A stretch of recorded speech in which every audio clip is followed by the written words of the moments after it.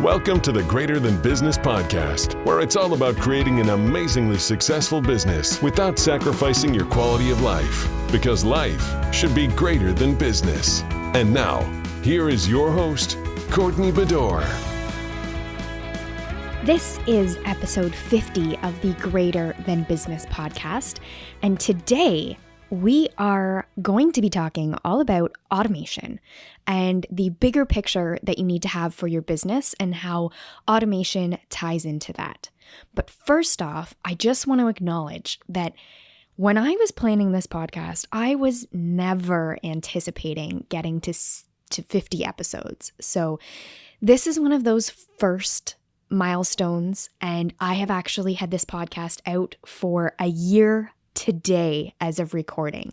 So it's kind of two anniversaries all at the same time, and I'm hitting the milestone of 50 episodes as well as been podcasting for actually technically over a year, but officially now it has been a full year of having the Greater Than Business podcast out there in the world, trying to help you guys out as much as possible and hopefully providing some value.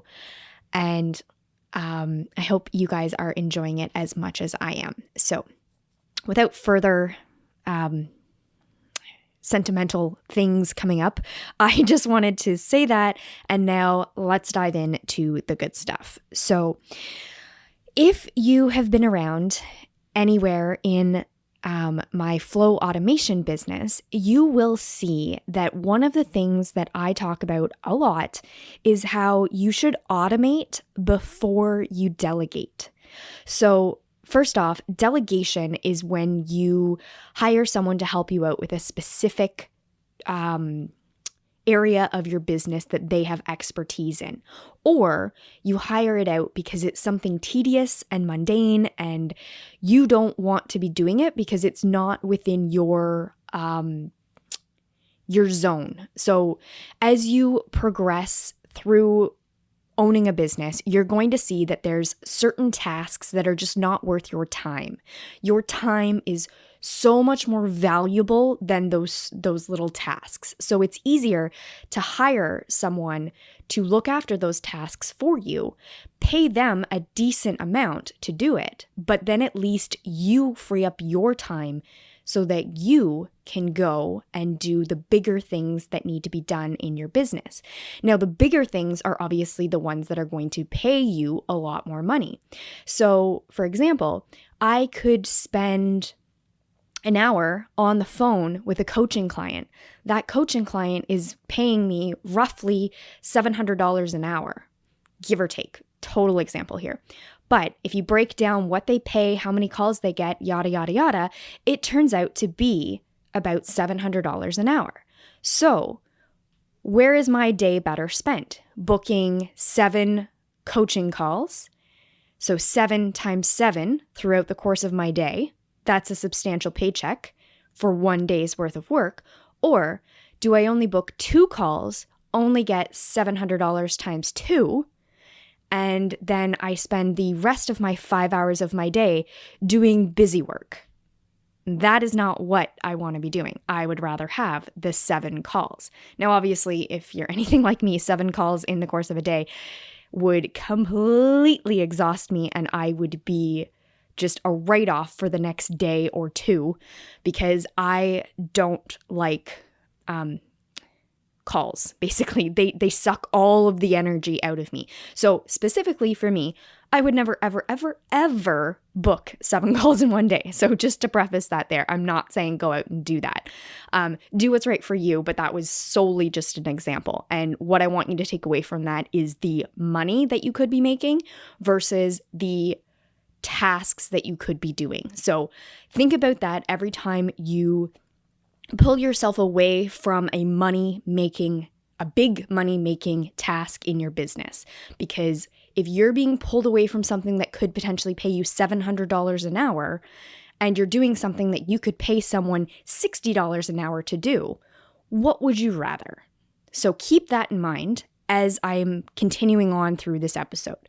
So now what automation is is automation is something that you control and build out a system in your business that everything is automated. So you can basically set it and forget it. However, I don't recommend setting and forgetting it. I just mean that you can set it up. It will run the same process every single time. So every single person that experiences this automated task will get the same experience. And that experience will obviously evolve over time because you want to make sure that you're keeping relevant. So go in and check on your automations here and there. Obviously have some alerts set up so that if something breaks in your automation, that you can quickly go in and find it and you'll know right away that it is broken.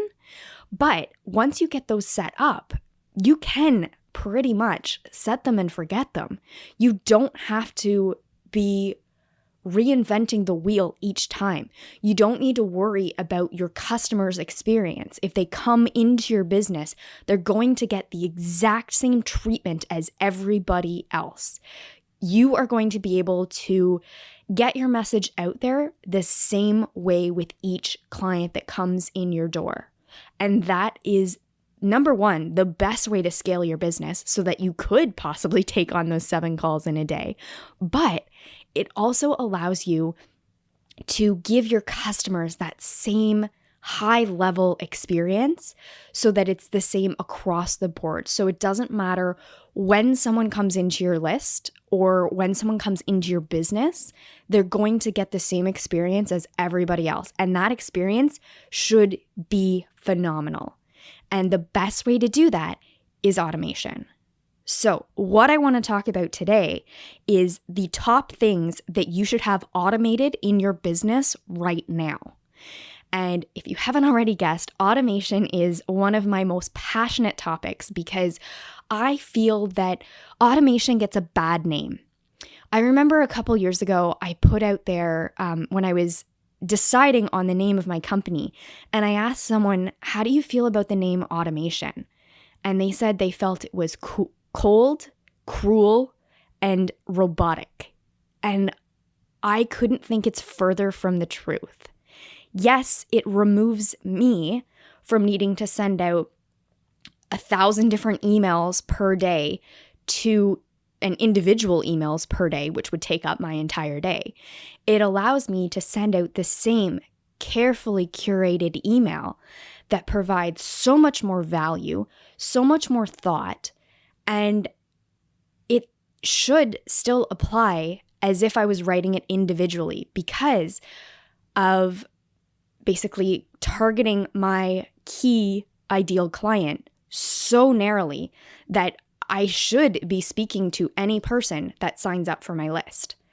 So I was devastated when I heard that someone could view automation in such cold, jarring ways.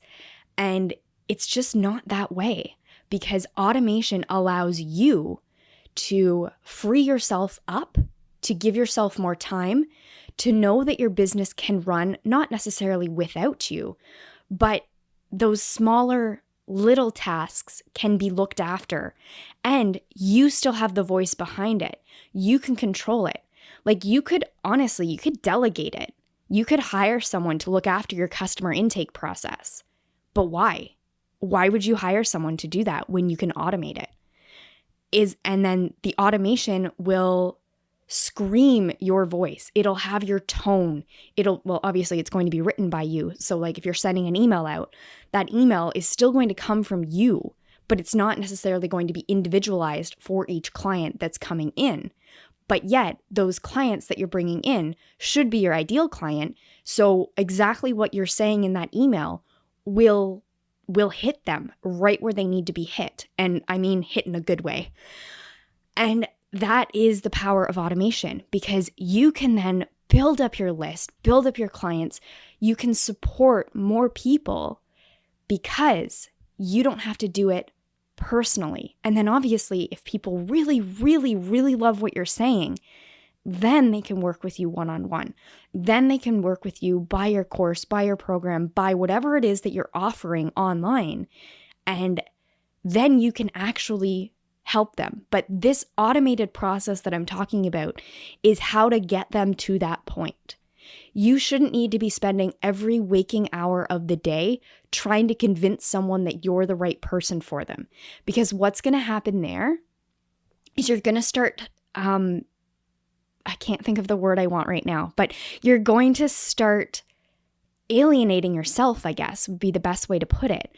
Because if you try to mold yourself to fit every single person, then you're going to start sacrificing parts of yourself, your business, and your life that you don't want to be doing. So you really have to be careful about that. When you start with your automated process, you want to make sure that you are touching these people, that you're making them feel supported and loved, and that you are the right person to help them. But if you're doing that individually, think about it this way. I've got 10 people that come into my list. They all get the same email. They all feel the same warm experience. They all get sent to the same nurture sequence afterwards. They all experience the same experience.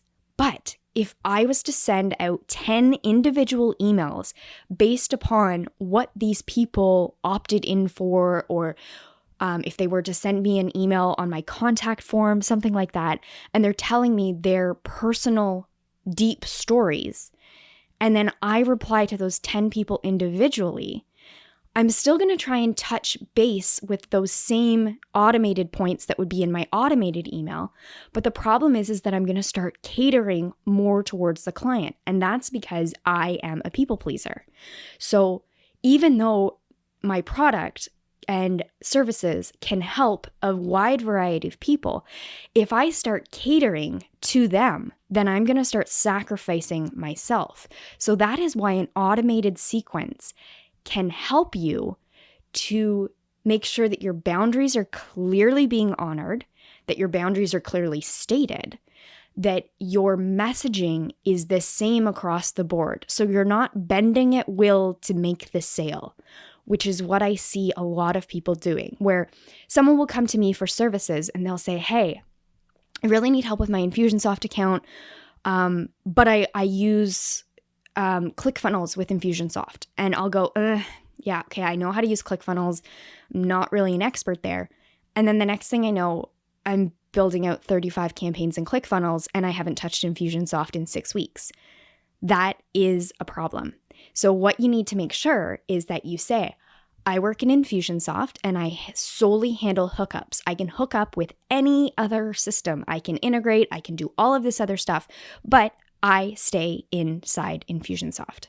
Right there, that lets people know that I'm not going to bend towards pleasing them in order to get the sale, which that is one of the biggest things that if you can just streamline this process, then you won't feel that you'll slide into that people pleaser mode. Because I do it. I still do it. Even though I know I'm doing it at the time, it's one of those things that I've really, really had to work on. And the only way that I don't slip into my people pleaser role is when I have my intake process automated. So I'm not trying to be a people pleaser. I'm not saying yes to everything. I am allowing them to say yes to me and my boundaries and what I bring to the table. And then they can either take it or leave it. But I don't have to then feel like I am bending in order to make it happen. So that is one of the key reasons why I love automation. So got a little off track there, but I want to rein it back in. And now I want to tell you the top things that should be automated. So obviously I've kind of touched on this a little bit, but lead generation needs to be automated. Most of you ideally already have something along those lines automated. So you've got an opt-in page going to a thank you page. The messaging on both of those pages is going to obviously be streamlined with what you're offering. It's going to align with your business. It's going to align with your values. It's going to align with your boundaries, everything like that. Then each person that opts in will then get an email. That email, once again, is going to be the same for every single person because your messaging will already be in there.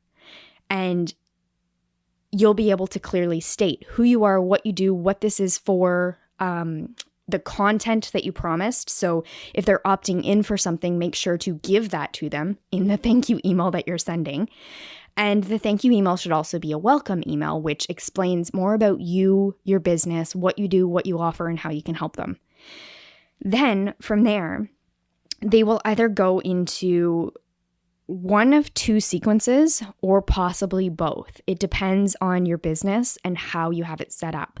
But you can take them to a sales sequence or you can take them to a nurture sequence. For me, if they opt in for something that, I guess the best way to put it is if they opt in for something on my list, then you will get an email obviously delivering what it is. And then if I have something available for sale that can help them, then they will go to my sales sequence. But at the same time, they're also going to go to a nurture sequence. The nurture sequence that they would go into is just receiving content emails when the content is available. So it's nothing too crazy. I'm not going to overwhelm them with emails. And then I've actually set it up so that in Infusionsoft, I only send sales emails on days when I know content emails are not going out. So there's a feature in Infusionsoft where you can say only send this email on Saturdays, Sundays, Mondays, Wednesdays, Fridays, because then I know Tuesdays my podcast email will go out and Thursdays, if I have one, my blog email will go out. So there are 2 days that I do not send sales emails on. So each day they will likely get an email from me and it'll either be content and or sales. And that is the way that I have it set up. And I find that it works really well because I'm still staying in constant contact with my list, but I'm not, I like to think I'm not overpowering them and overwhelming them. So I'm providing value, but I'm also sending them to a sales sequence. Now, if I choose not to send them to a sales sequence, then they will go straight to another nurture campaign that I have that is my 30-day Indoctrination Series, which basically kind of lets them know what I'm all about, shares some top podcast episodes, and those emails will go out any day of the week minus the Tuesdays and Thursdays.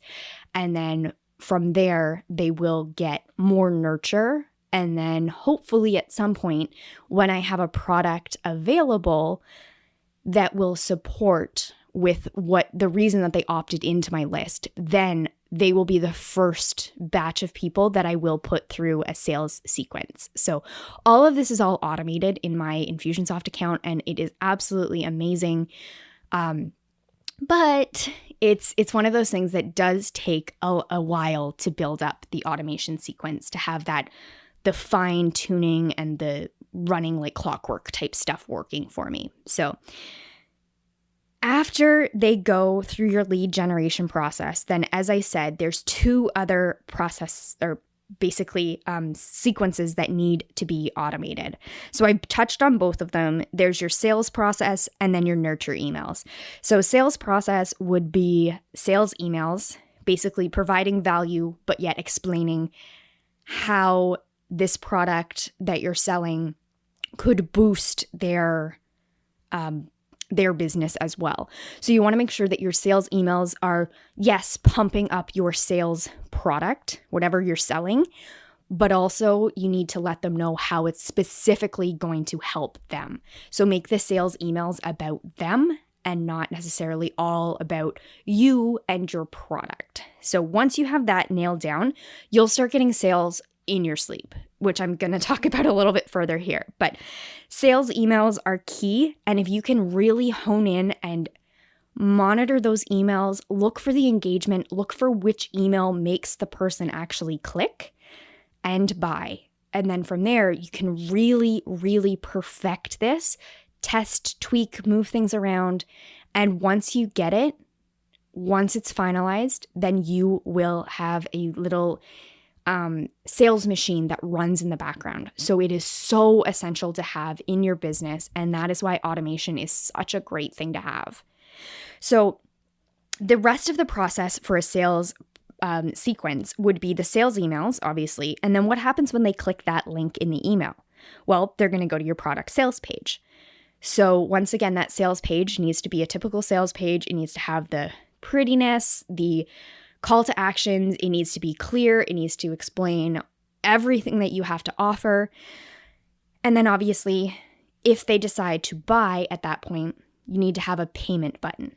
So your payment sequence needs to be automated as well, because there is nothing worse than going somewhere, wanting a product, clicking it, and then it's saying, email me and we'll figure out payment. Like, trust me, I have seen that happen. And it is the weirdest thing ever, because if I'm online, I would assume that I can just buy whatever it is you're offering me online. I shouldn't have to email you to then figure out how to transfer you money. And it's so hectic. So yes, always have a payment sequence automated in your business so that you can collect the money. You don't need to physically be there to collect the money. Nothing will hold you up from getting the money. And on the customer side of things, nothing's going to hold them back from getting the content that they just purchased. So if you have it set up correctly, then what will happen is the moment that they pay, they will then get an email delivery or a delivery email. And from there, they'll get their login information, they'll get their downloads, they'll get their video, whatever it is that they paid for, they will get it in a split second. So then that takes everything off of you. You don't need to worry about anything beyond that point because everything's been handled. So you could potentially have a new lead come into your business, opt into your page, get the welcome email that explains who you are and what you do and potentially have an offer in it. Then they could click that offer. They could go to your sales page. They can pay. They can get the delivery email and their login. And within 20 minutes, they can already be looking at your paid content. And what have you done in that 20 minutes? It doesn't matter. You're off doing better, bigger things in your business that are more money-making tasks. But yet this process just worked and you didn't have to do anything. That is the ideal online business. And you cannot do it without automation. So if you think it's cold, if you think that it's robotic, then you're not doing your messaging correctly, because nothing about automation should be cold or robotic. Yes, the mundane working behind the scenes can be cold and robotic, but you only have to do it once. And then you just test it, tweak it, perfect it, and send it out to the masses. And you'll thank me later, trust me. So then after someone purchases, then obviously they're going to get their delivery email, their login information, everything that you've promised them on your sales page. And then you can send them follow-up emails. So follow-up emails I use as extra value that isn't necessarily detrimental to their success in your product or program or whatever it is that you've just sold them. But those follow-up emails will provide support. So basically it's telling them if they're struggling, how they can reach you, if they are having questions, when is the time that they can maybe reach out, if they're having technical issues, where to go. So if they can't get logged in or they forget their password, all of this can come in follow-up emails that provide additional value, but don't necessarily have any secret things that are not included in your main course. Also in the follow-up emails, you can let them know specific things. So for example, if you, obviously you're going to say that you're selling a program or a course, and they go into your course and they're looking around and they don't know where to start. In your first follow-up email, you can say, okay, if you're overwhelmed, you don't know where to go, click the button that says start here, and then just kind of walk them through exactly what they should do on their first day of this course, so that you're providing them value, you're providing them instructions, you're kind of holding their hand, but yet you physically haven't had to do anything. Those are the type of follow-up emails that you should be working on for the after purchase, because the moment that you take someone's money, that is when the real work starts. A lot of people seem to think that the hardest part is getting the sale. The hardest part is after the sale. It should be easy to get the sale. If you have your target audience figured out, if you've got your messaging nailed down, if you've been building those relationships, getting the sale is easy. It's after the fact. That is where you really, really want to keep your people happy. That's when you really want to support them because you've just taken their money. And a lot of people value their money very, very, very closely to them. And you don't want to be that person that they think, I gave you your money, like I gave you the money, and now you've stopped supporting me. That is when the support starts. So, obviously, if you're selling a course or a program to hundreds of people per month, you don't have the time for that personal support. That is why you create this follow-up sequence to your sales process. That is why you automate. The very last thing I want to talk about is nurture emails. So I touched on this a little bit before. I kind of jumped ahead just a tad, but nurture emails are kind of the same thing that I wanted to mention after the sales process with those follow-up emails. But the nurture emails are if they haven't yet bought from you, then you need to just kind of keep up the value, keep providing them value, keep giving them content, keep up your communication, make sure that it's constant, and take them on a journey. So if they haven't previously bought from you, say they go through your lead generation automation, they get opt-in page, thank you page, they get the email, and then they don't click on that first offer. And then maybe they go through a sales sequence and they don't click on your offer. So maybe that offer just wasn't for them. So what you want to do is keep them engaged, make sure that they are still a valued member of your community, and you can potentially give them other offers, or you can just support them and let them know that yes, you are the right person. You are creating what they need. And then eventually they may kind of realize it and go back and then purchase that item from you. So basically what you want to do is make sure that you're giving them constant value in your nurture emails. It can be nurture emails like myself, when I was explaining, I have content emails that go out. So Tuesdays and Thursdays, I have content every single week, minus Thursdays, because sometimes my blog posting skills are not staying as consistent as I would like. But every Tuesday, you will know you will get a podcast from me. And during the rest of the nurture, there's a couple different ways of having nurture sequences. So as I said, there's content, and then there's also an Indoctrination Series. That one there will run for 30 days. So it is only if they haven't purchased, and it runs if they're brand new to your list and that you don't have a product that you've already that you're trying to sell to them. After they go through a sales sequence, then you can put them into this nurture sequence, but this one is more for people that have just opted in and have not purchased anything from you, and you really want to give them that value and that introduction and all of the helpful tips that you can based upon where they opted in. By doing this, you are going to keep your list engaged. You're going to always be giving them things. And so that's going to build up know, like, trust, all of that other fun stuff.